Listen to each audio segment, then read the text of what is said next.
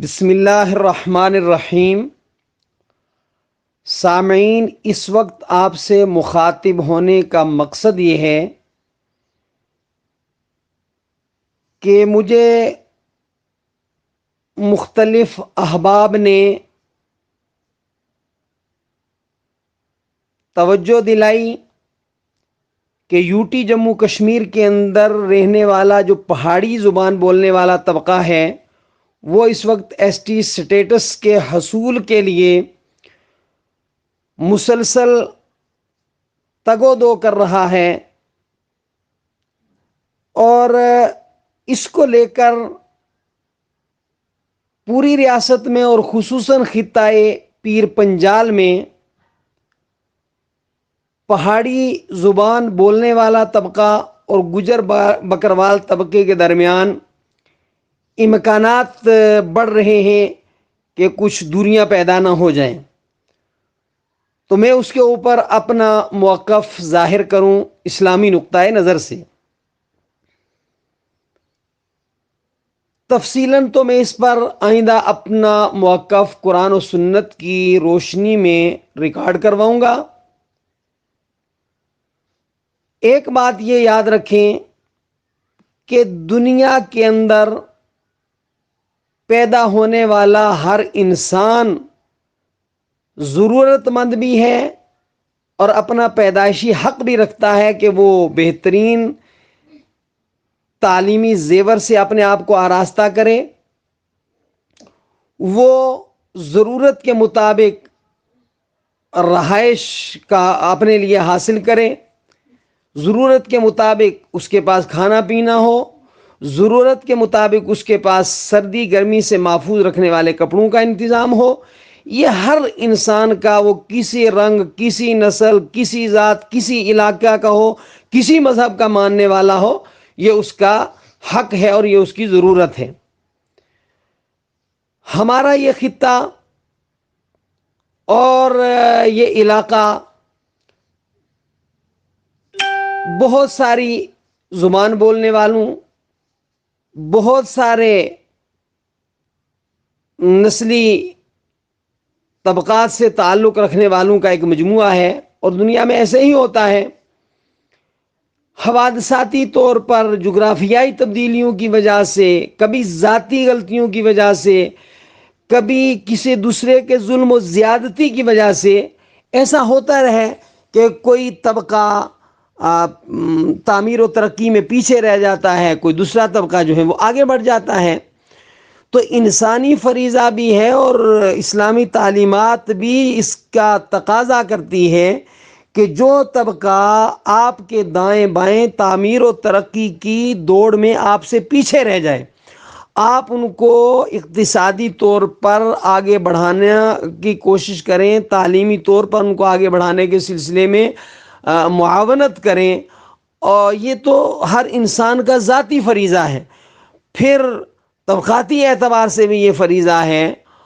اور حکومت کا بھی یہ فریضہ ہوتا ہے کہ وہ کمزور طبقہ جات کو ریزرویشن دے کر ان کو آگے بڑھائیں۔ چونکہ کسی ملک کے اندر، کسی گھر کے اندر، کسی سماج کے اندر اگر کچھ لوگ، کوئی گروہ، کچھ گھرانے وہ کمزور ہیں کسی بھی اعتبار سے، تو گویا وہ پورے سماج کی ایک کمزوری ہے، وہ پورے سماج کے لیے ایک پریشانی کی بات ہے۔ انسان کا پورا جسم جو ہے وہ صحیح سالم ہو، کوئی ایک عضو اس کا جو ہے وہ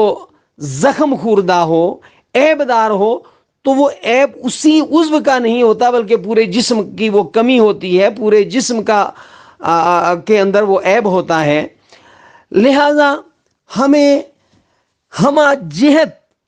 سماجی طور پر ترقی کرنے کی کوششیں کرنی چاہیے اور اس میں ایک دوسرے کی معاونت کرنا چاہیے۔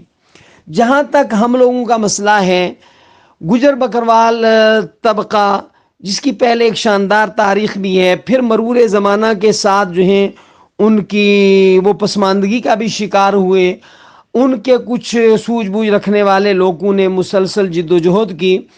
اور آئین ہند میں ان کے لیے جو گنجائش رکھی ہوئی تھی اس کا فائدہ اٹھا کر، جیسے بہت سارے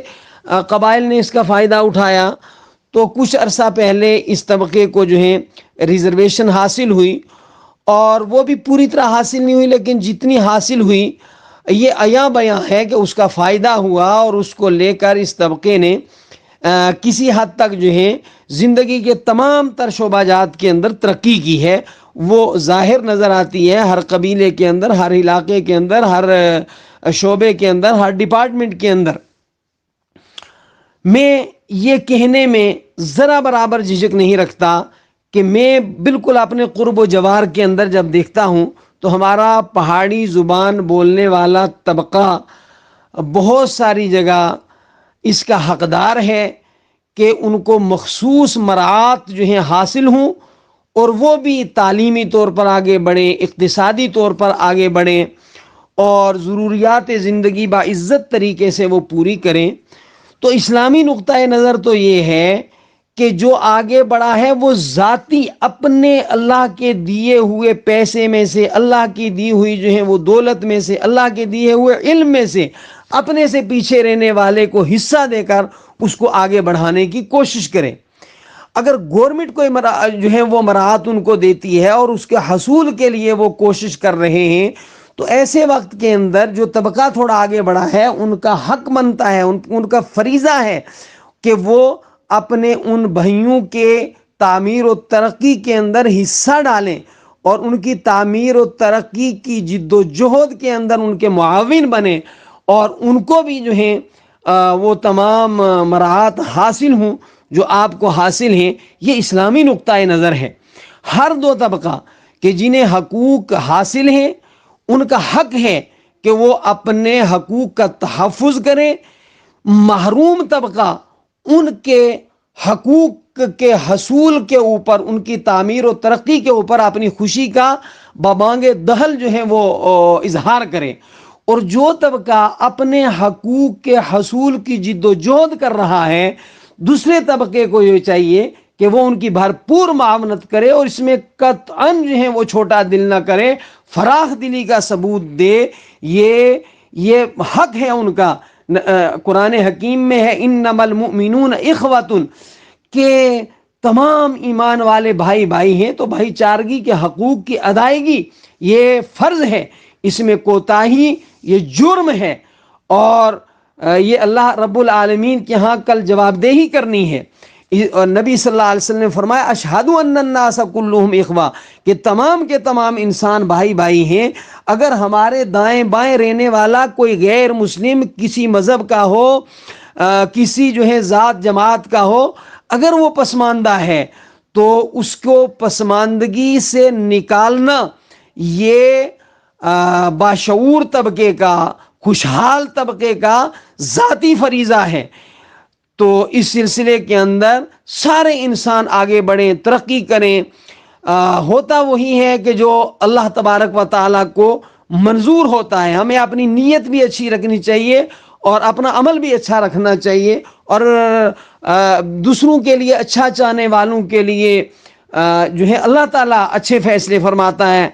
کرو تم مہربانی اہل زمین پر، خدا مہربان ہوگا عرش بری پر۔ اسلام کی تعلیمات یہ ہے، وہ تعاون کی تعلیم ہے، وہ دوسروں کی خوشحالی کو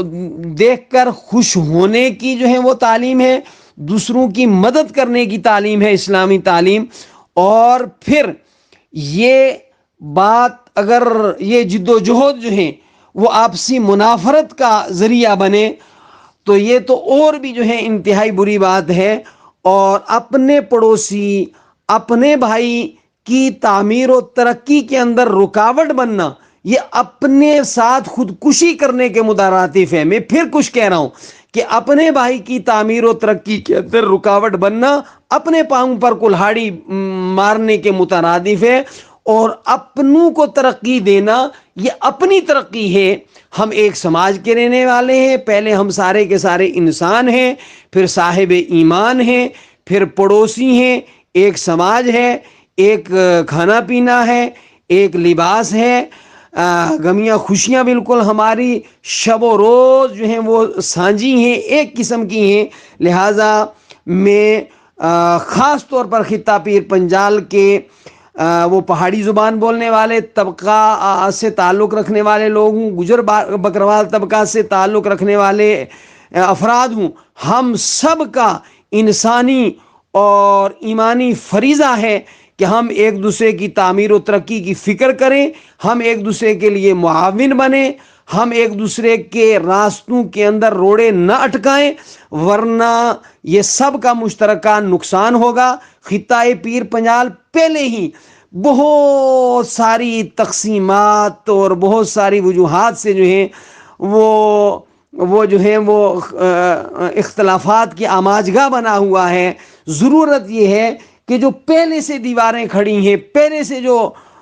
ہیں دوریاں ہیں، ان دوریوں کو ختم کیا جائے، یہ ہمارا جو ہے فرض ہے اور یہ ہماری ضرورت ہے۔ چاہے جائے کہ ہم اثر نو جو ہیں وہ نفرتیں پھیلائیں اور وہ بھی بے بنیاد نفرتیں ہوں کہ قطعاً غلط بات ہے۔ ایک ہونا چاہیے، ہمیں ایک فکر ہونی چاہیے اور ہماری سوچ یہ ہونی چاہیے کہ ہماری خوشی مشترک ہے، ہمارا غم مشترک ہے، ہماری پسماندگی مشترک ہے، ہمارا ترقی جو ہے وہ مشترک ہے۔ اس کی طرف جو ہے وہ توجہ